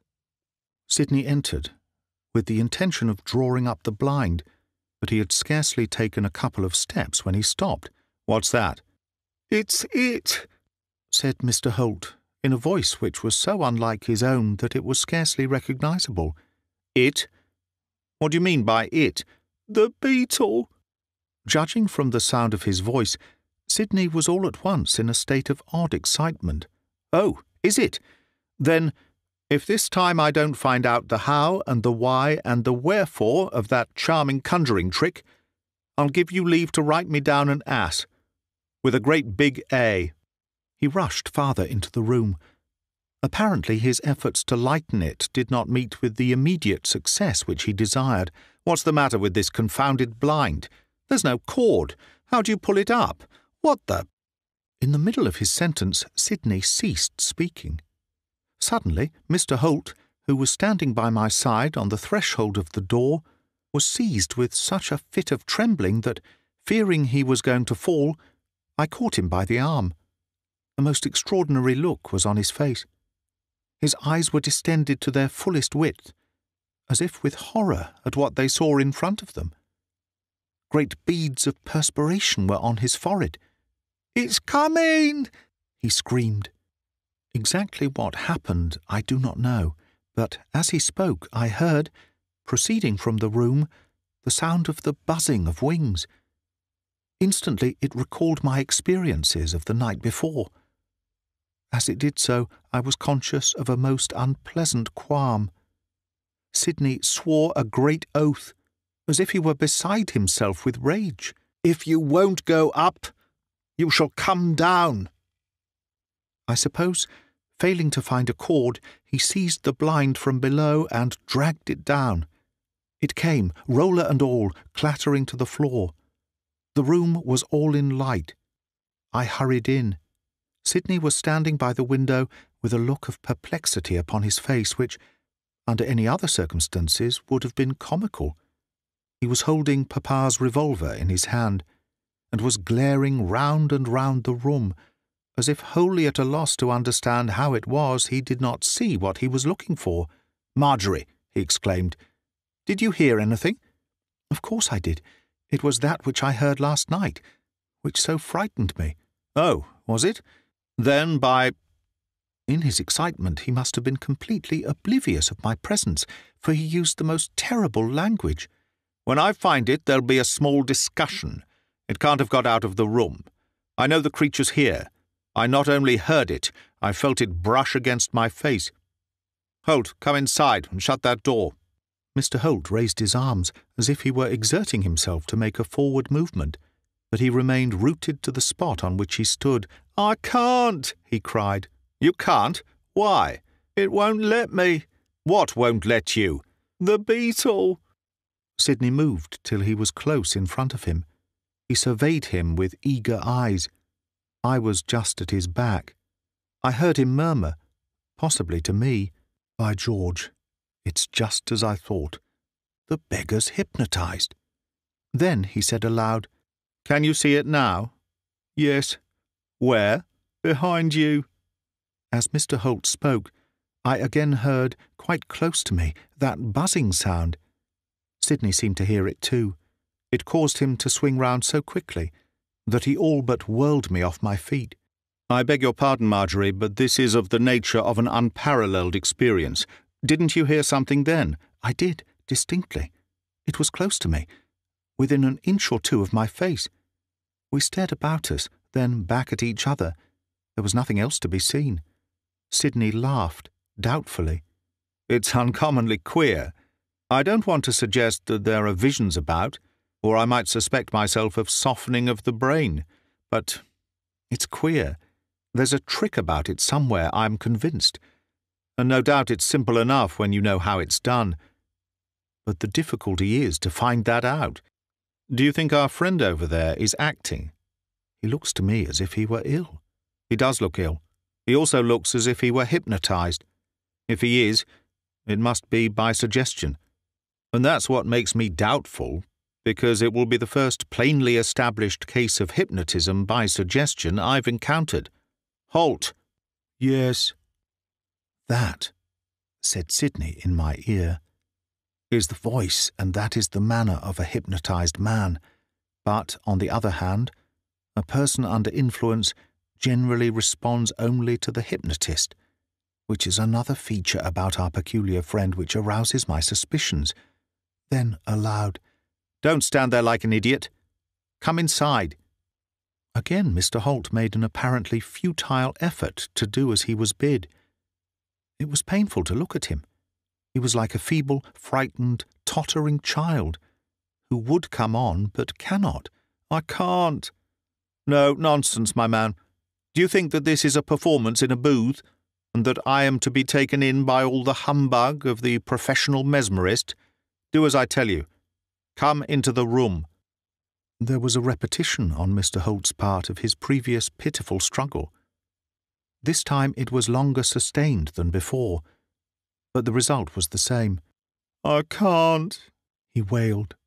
"Then I say you can, and shall. If I pick you up and carry you, perhaps you will not find yourself so helpless as you wish me to suppose." Sidney moved forward to put his threat into execution. As he did so, a strange alteration took place in Mr. Holt's demeanour.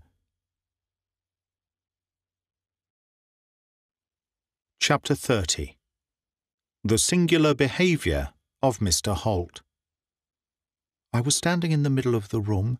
Sidney was between the door and me. Mr. Holt was in the hall, just outside the doorway, in which he, so to speak, was framed. As Sidney advanced towards him, he was seized with a kind of convulsion.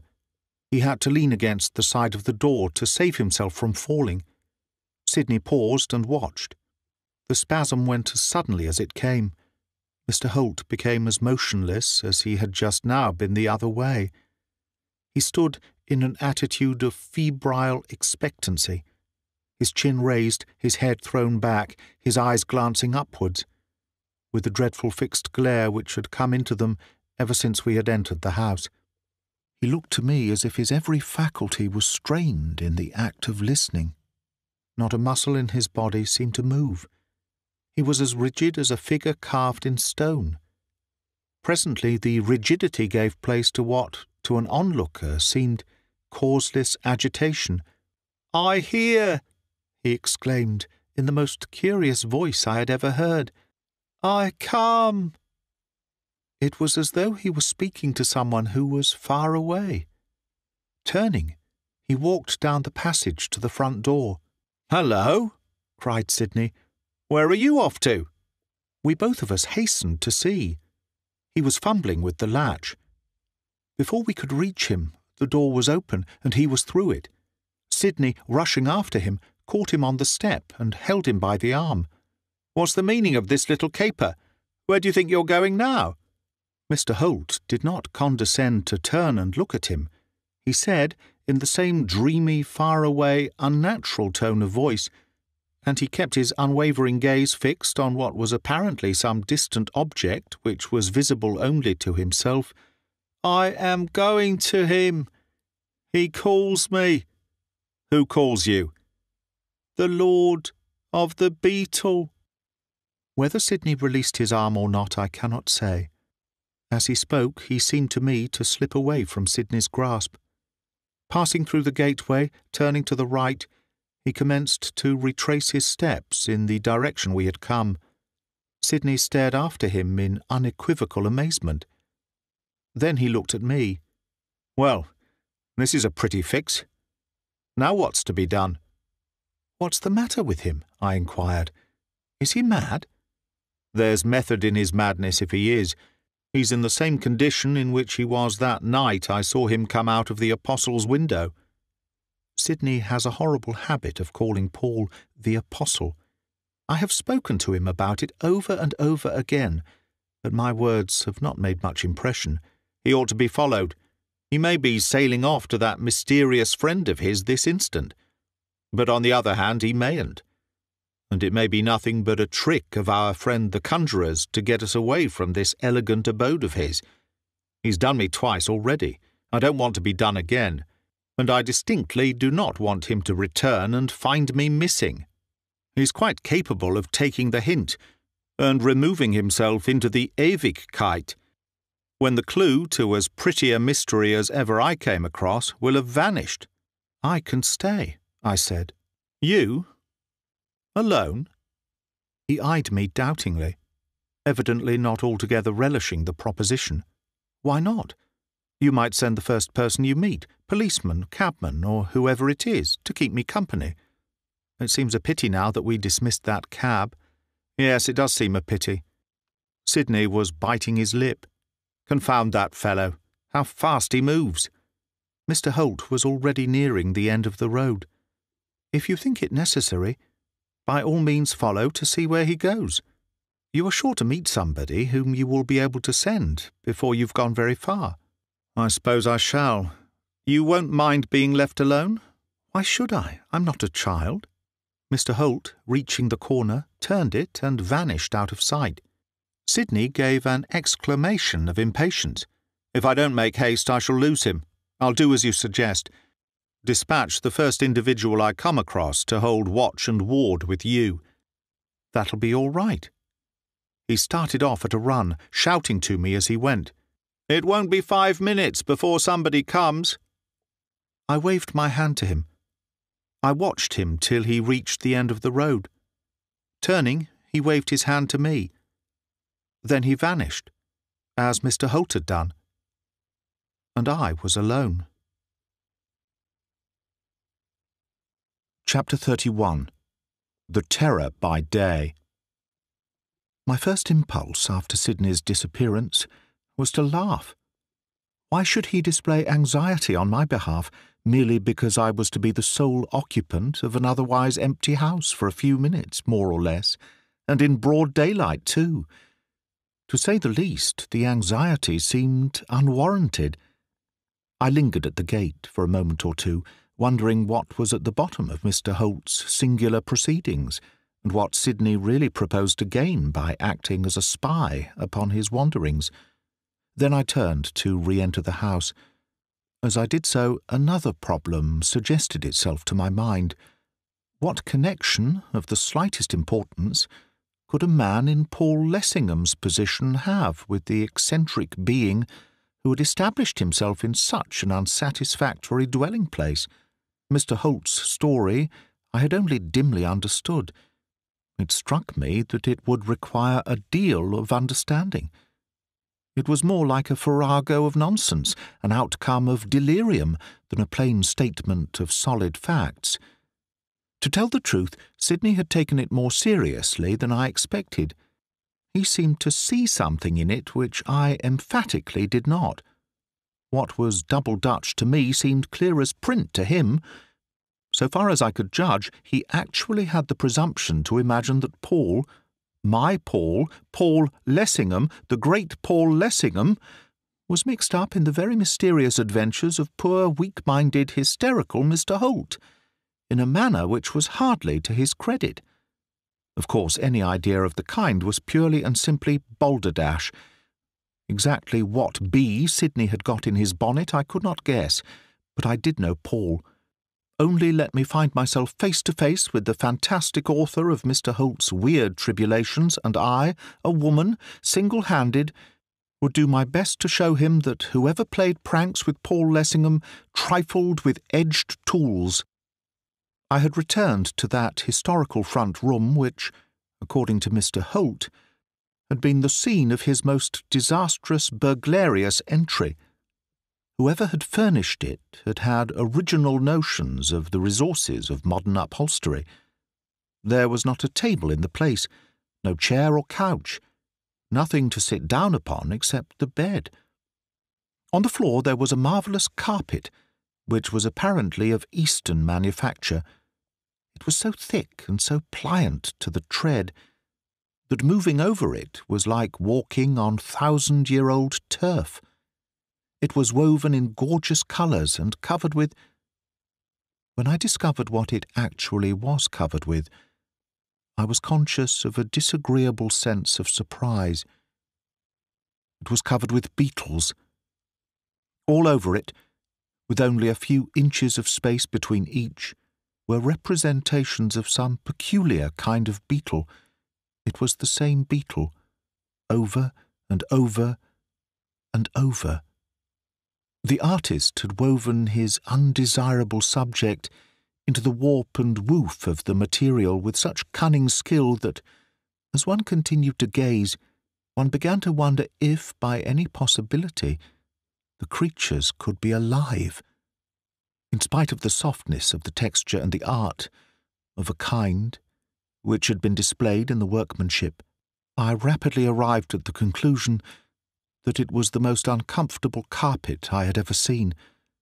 I wagged my finger at the repeated portrayals of the, to me, unspeakable insect. If I had discovered that you were there before Sidney went, I think it just possible that I should have hesitated before I let him go. Then there came a revulsion of feeling. I shook myself. You ought to be ashamed of yourself, Marjorie Linden, to even think such nonsense. Are you all nerves and morbid imaginings? You, who have prided yourself on being so strong-minded. A pretty sort you are to do battle for anyone. Why, they're only make-believes. Half involuntarily, I drew my foot over one of the creatures. Of course, it was nothing but imagination, but I seemed to feel it squelch beneath my shoe. It was disgusting. Come, I cried, this won't do. As Sidney would phrase it, am I going to make an idiot of myself? I turned to the window, looking at my watch. It's more than 5 minutes ago since Sidney went. That companion of mine ought to be already on the way. I'll go and see if he is coming. I went to the gate. There was not a soul in sight.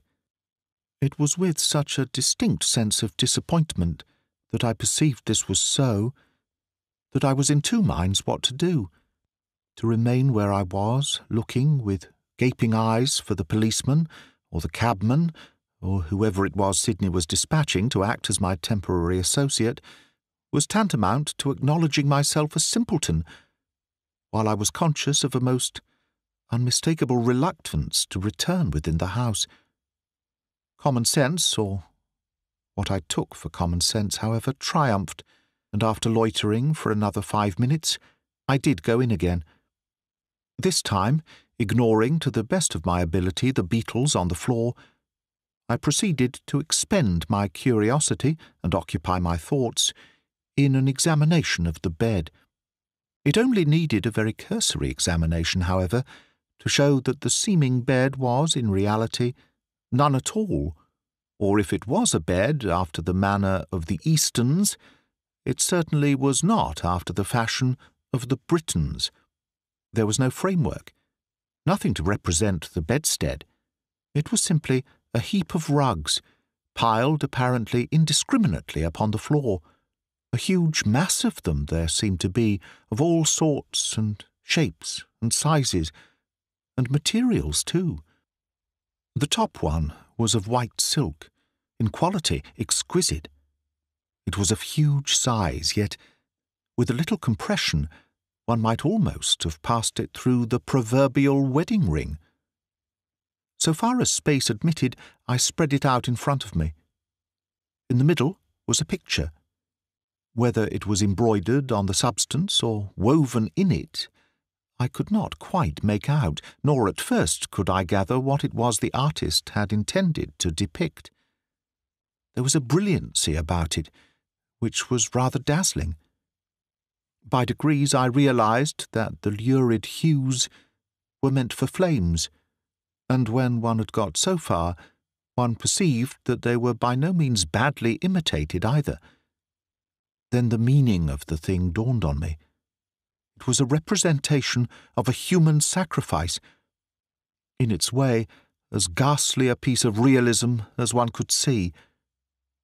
On the right was the majestic, seated figure of a goddess. Her hands were crossed upon her knees, and she was naked from her waist upwards. I fancied it was meant for Isis. On her brow was perched a gaily apparelled beetle, that ubiquitous beetle, forming a bright spot of colour against her coppery skin. It was an exact reproduction of the creatures which were imaged on the carpet. In front of the idol was an enormous fiery furnace. In the very heart of the flames was an altar. On the altar was a naked, white woman, being burned alive. There could be no doubt as to her being alive, for she was secured by chains in such a fashion that she was permitted a certain amount of freedom, of which she was availing herself to contort and twist her body into shapes which were horribly suggestive of the agony which she was enduring. The artist, indeed, seemed to have exhausted his powers in his efforts to convey a vivid impression of the pains which were tormenting her. A pretty picture, on my word, a pleasant taste in art, the garnitures of this establishment suggest. The person who likes to live with this kind of thing, especially as a covering to his bed, must have his own notions as to what constitute agreeable surroundings. As I continued staring at the thing, all at once it seemed as if the woman on the altar moved. It was preposterous, but she appeared to gather her limbs together and turn half over. What can be the matter with me? Am I going mad? She can't be moving. If she wasn't, then certainly something was. She was lifted right into the air. An idea occurred to me. I snatched the rug aside. The mystery was explained. A thin, yellow, wrinkled hand was protruding from amidst the heap of rugs. It was its action which had caused the seeming movement of the figure on the altar. I stared, confounded. The hand was followed by an arm, the arm by a shoulder, the shoulder by a head. And the most awful, hideous, wicked-looking face I had ever pictured, even in my most dreadful dreams. A pair of baleful eyes were glaring up at mine. I understood the position in a flash of startled amazement. Sidney, in following Mr. Holt, had started on a wild goose chase after all. I was alone with the occupant of that mysterious house, the chief actor in Mr. Holt's astounding tale. He had been hidden in the heap of rugs all the while,